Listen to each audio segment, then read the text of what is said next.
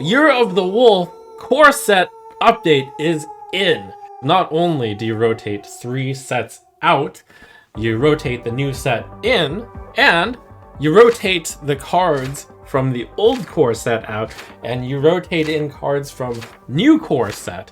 Tradable is now evergreen, so there's actually a few tradable cards in the core set. Tradable is a great mechanic. One thing that I didn't expect, magnetic is in the core set. So there's actually like a mini theme of mechs with magnetism, and the priests are getting the overheal that was introduced in the new expansion, but will also be in the core set immediately. It turns out that healing when everything is at full health isn't that strong, so introducing a new keyword, overheal, just for priests to give them something to do if everything is already healed, that's pretty cool. Let's start with the 73 cards rotating out. The reason why this is not very impactful is only 3 of these cards will really be missed because they were played. Earthen Scales, Druids used this on a big card after cheating all the mana with Guff to gain an absurd amount of armor to stabilize the game after they got their early beating, so having it rotate out is pretty healthy. From Priest side, you have Radiant Elemental rotating out, which I think a lot of people are happy with because it's one of those cards that created degenerate strategies sometimes. When you stack enough of those and spells cost less, you can do some pretty ridiculous things. Third card, all the Explorers are rotating out, and I'm personally sad about Reno Jackson, but Reno Jackson is not really in any deck, so it's one of those cards that I'm sad to see rotate out, but all the Explorers are out, and Brand Bronzebeard is the big one, because a lot of the new cards had strong battle cries, and it turns out that doubling those strong battle cries sometimes was pretty ridiculous. So, good to see those 3 cards out. Also out are a wide variety of cards that did not see that much play. So, new coming in, you got Kane's Sunfury, 4 mana 3/5, charge, all friendly attacks, ignore taunt. This was seen in a number of very aggressive Demon Hunter decks. A lot of the very aggressive Demon Hunter cards came from Castle Nathria, so now we're going to see if that can combine with Kane's Sunfury in order to create a very aggressive strategy. One involving dumping your hand, drawing cards when your hand is empty, and perhaps Kane's Sunfury to finish them off. Immolation Aura is a 2 mana deal 1 damage to all minions twice spell, and is a generally decent control Demon Hunter tool, which we haven't seen yet, but maybe someday. Illidari Studies is a great card to add in addition to the Festival of Legends Outcast theme for Demon Hunters. Illidari Studies, pick your outcast, pick your favorite outcast, and go along with the theme. Gravetar is one of the strongest Demon Hunter cards. We could certainly see an aggressive outcast deck. Perhaps it'll use Kane as well. Demon Hunter also gets 4 buffs on cards here. You got a Flame Reaper, which is 7 mana 5/3 instead of a 4/3, which damages minions next to whomever your hero attacks. Cool. Gunnar Glavesmith gets a +1 health. It's now 3/3/3. Give your hero +3 attack. Good general card. Raskiel Naga, I believe that's a +2 health bonus. 3/3/3 after friendly minion dies, deal 3 damage to a random enemy. That's nice. It used to be super easy to remove after the first wave. Now, do a little bit of extra work.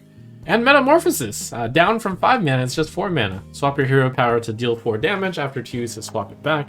Ends up being 6 mana, deal 8 damage. Not bad. Druid has 3 Eclipse-themed cards. You got Kiri, Chosen of Elune, generating Solar Eclipse and Lunar Eclipse, both of which have previously seen play. And along the same lines at Brand Bronzebeard, doubling battle cries being pretty good, spells in general have gotten better. So Solar Eclipse on the second try could actually be quite strong, because for 2 mana you double cast the next spell, and some of these spells are rather good. So I could really see that. And Lunar Eclipse is just a very solid 0 mana, deal 3 damage, as long as you cast another spell this turn. So that's pretty cool. Druid also has an improved Witchwood Apple. This used to be a joke of a card, but it's gotten changed significantly. It's a 1 mana, add 2/2/2 Treants to your hand. The Treants no longer cost 2 to play, they only cost 1 to play. So at the very least, it's 3 mana to summon 2/2/2s, which isn't that bad. but it has the additional flexibility past that. Druid's got some pretty interesting buffs here. We really see inflation going on, not only in the real world, but also in Hearthstone. You've got Ancient of Lore going up from 5/5 to a 7/7. It's a 7 mana 7/7 that either draws 2 cards or restores 7 health. The 7 health is also an increase. That's actually quite good and quite basic. Could just be a generally decent enough card to actually run in Druid.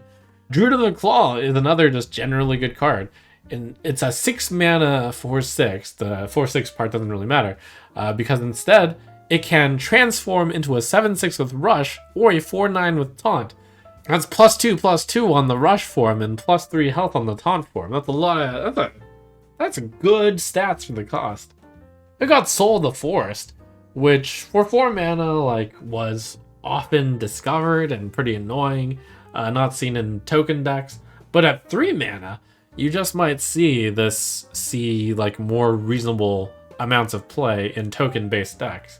Hunter new cards. You got Dragonbane, which is a card that I was always afraid of when playing my control decks and value decks, because Dragonbane, 5 health is pretty hard to remove, and it did immediately get in for damage. It's almost as if this card is charged. So pretty spooky. You got 2 secrets coming in, Wandering Monster and Cat Trick, which replace the Leaving Snake Trap. Cat Trick's pretty solid and was probably one of the best Hunter secrets out. Not sure how big of an impact secrets will be. Doggy Biscuit is a strong card, did see play. Nice implementation where it can trade and also still give a benefit, or it can just be a nice efficient buff. And Jeweled Macaw, a 1 mana for a 1/2 to add a random beast to your hand. That's just generally good enough that I would consider it. There's an entire cycle of 1 mana 1/2 cards, of formerly 1 mana 1/1 cards that generated cards. Another 1/2s.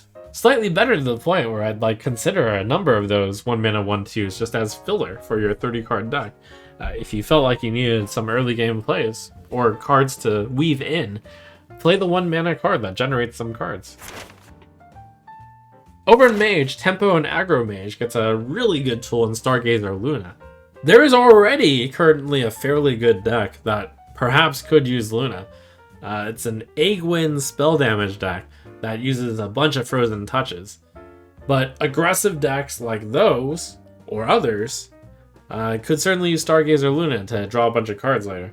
Fireland's Portal is probably a little bit expensive for that deck, but could be considered. Flame Geyser similarly, it is the replacement for Second Flame. This thing can go face, by the way, incredibly. The second part is less good. Instead of dealing 2 damage to a minion, it adds, you get a 1 mana 1/2. But the front side is nice, 1 mana deal 2. You got the control tool, Fire Sale, coming back. You got the Arcane Artificer for the later game mages, for the control mages. That's a nice handy tool.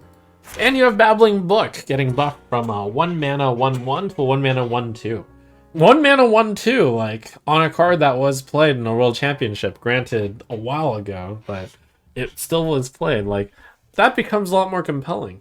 The Paladin cards I'm actually really excited about because these cards, Muster for Battle in particular, was the card that I think is perhaps the card that symbolizes me the most.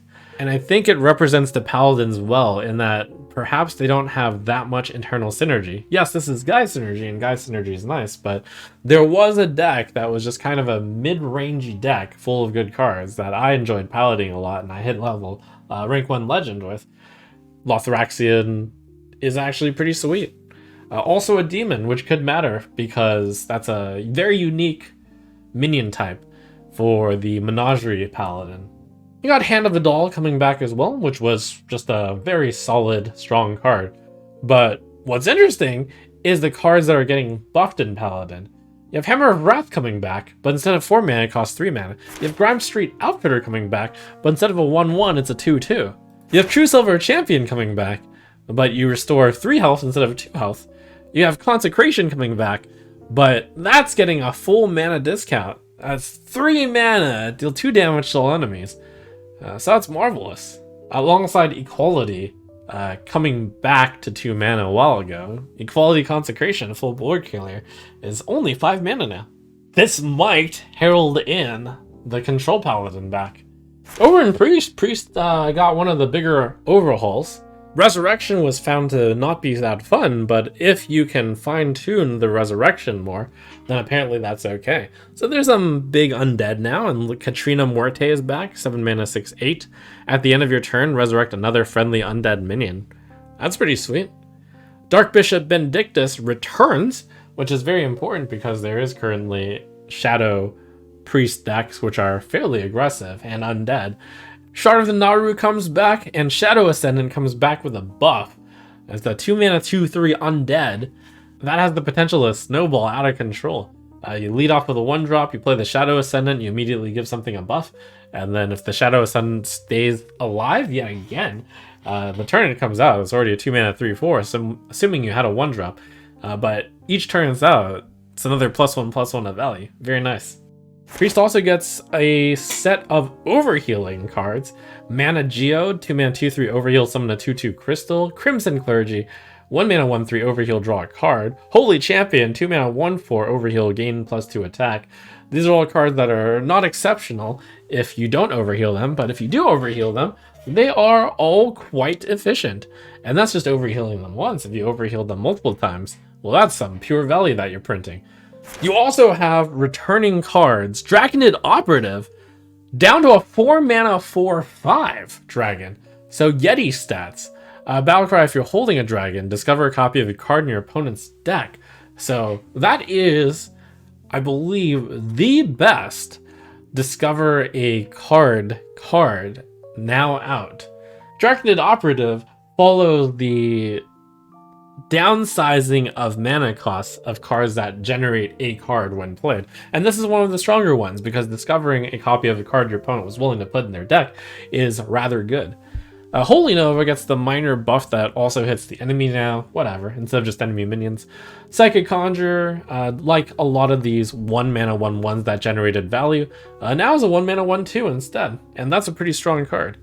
Rogue's got some interesting stuff. It's got Hanar and 3 secrets. The 3 secrets are Ambush, Plagiarize, and Cheat Death.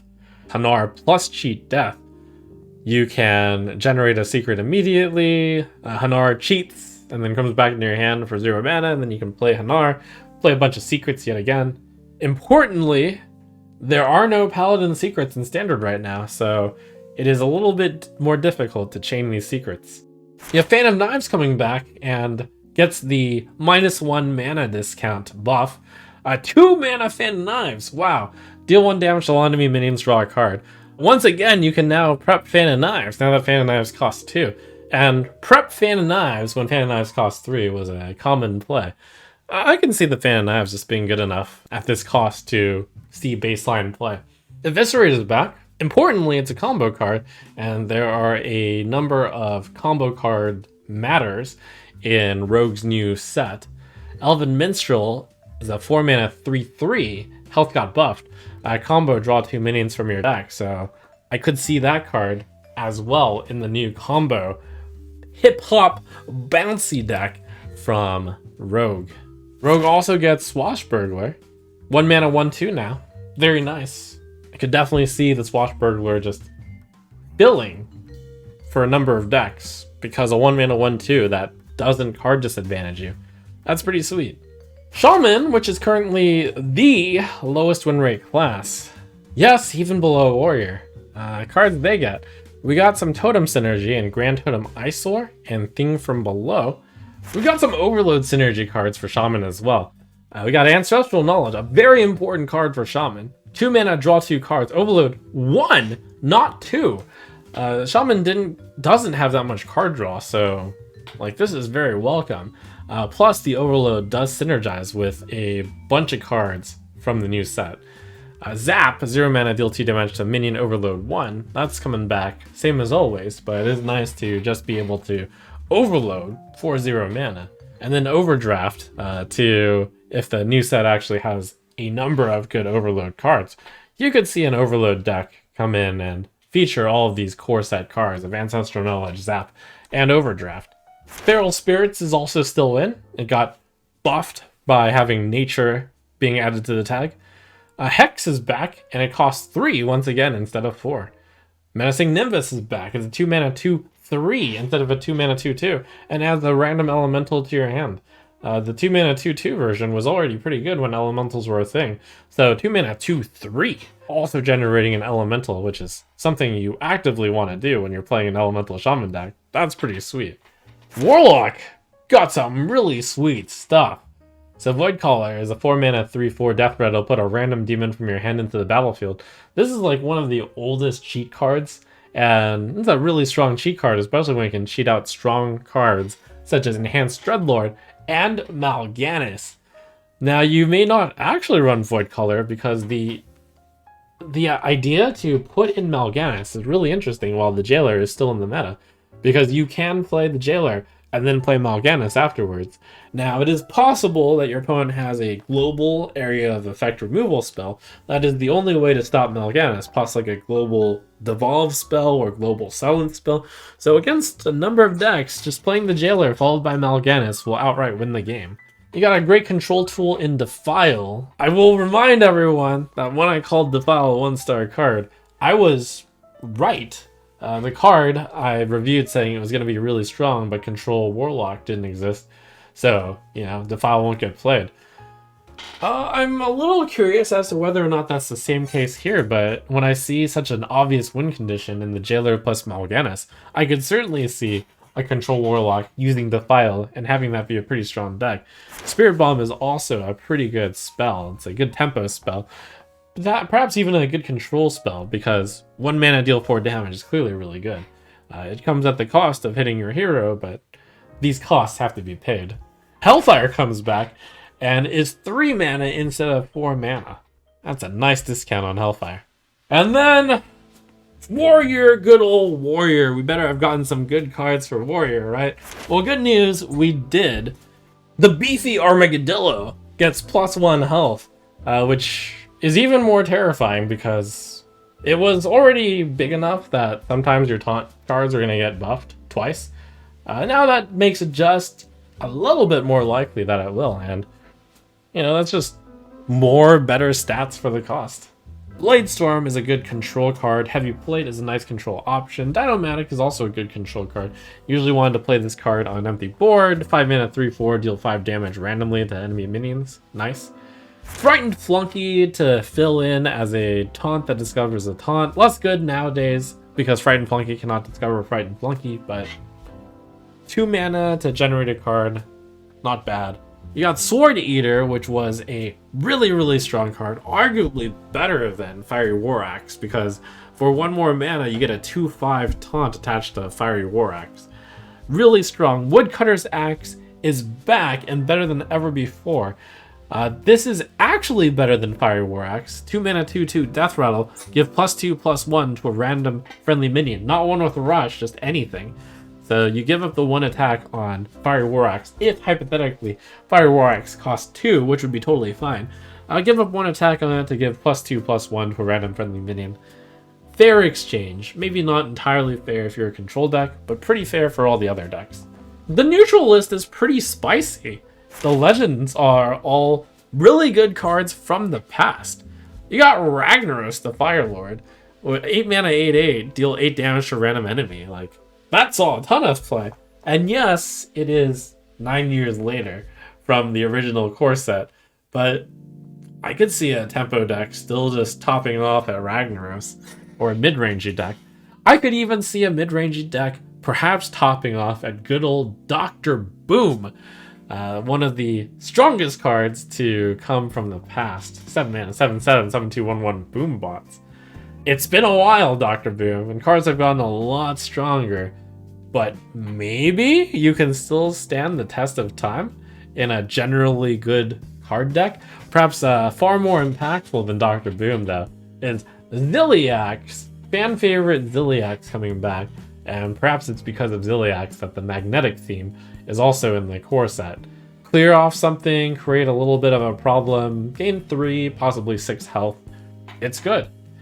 You got the Black Knight returning better than ever before. 2 mana discount, 4 mana 4/4 Battlecry, destroy an enemy minion with taunt. That's a very specific requirement. Not too many decks have taunt. Dirty Rat, importantly, is in. Dirty Rat can break apart many types of combo pieces. So, great card to have in a healthy meta. I love how disruptive it is and how skill testing it is. You've got a bunch of magnetic mechs here, all of which have gotten buffed. Replicating Menace has +1 health, 4 mana, 3/2. Magnetic, Death Rattle Summon 3/1/1 Microbots. War Gear, 5 mana, 6/5, +1 attack with Magnetic. Bronze Gatekeeper, 3 mana, 2/5, that's +1 attack with Magnetic and Taunt. With these mech additions and the rotation out of 3 sets, we gotta remember that Voyage to the Sunken City actually had a lot of mechs. So these are what appear to be pretty strong mechs. So watch out for Mech Mage and Mech Paladin. Eater of Secrets, nice little tech card if there's ever way too many secrets out there. Cult Neophyte, this was actually played here and there, especially in metas with more spells. Armor Vendor, replacement for Mistress of Mixtures, generally better. Rotten Apple Bomb, I'm a little bit surprised to see this card back without a buff, but 5 mana 4/5 Death Rattle, restore 4 health, sure. Royal Librarian getting a buff, 4 mana 4/4 with tradable instead of a 3/4. Really nice card to perhaps just have a copy of in your deck. You can always trade it in if you don't need the silence. But yeah, 4/4/4 Battlecry Silence of Minion. That's perhaps worth a slot in many decks. We've got Dread Corsair, 4 mana 3/3 Pirate. Could see a number of decks with weapons want to run Dread Corsair. Henge Clan Thug is back. It's good with weapons. Rustrot Vipers is back. It's good against weapons. You got Glacial Shard, a nice little tempo card. Not as good without a Quest Rogue around, but for those who really love fighting for tempo, Glacial Shard is an option. Murmy's back is an Undead Murloc, an interesting combination of cards. Could actually see that because 1-cost undead are hard to come by. You got Tour Guide, which is actually fairly nice, especially with the Overheal Priest theme. You can bank a 0-cost hero power and then place a Overheal on a card with the Overheal tag for 0 mana with your hero power. Pretty nice. And you got Snow Flipper Penguin, replacing Murloc Tiny Fin. Huge change up. Holy cow. So I'm a big fan of these core set changes. I'm quite surprised that Zilliax is back because I didn't think Magnetic would ever fit in a core set, but core set is being allowed to have more complicated mechanics and so many buffs onto cards that will actually be impactful. Barely, any cards that rotated out mattered, so baseline, nothing really changed. But in actuality, I think with 3 sets, which were pretty strong, Baron, Stormwind, and Alterac rotating out, people are going to have to dip into the core set more, which is the set that you dip into when you're looking for strong cards that don't necessarily fit your deck theme perfectly. You're just playing cards because they're strong. It's the core set. There's quite a number of cards that are just strong here. Is that going to change the game? We'll have to see.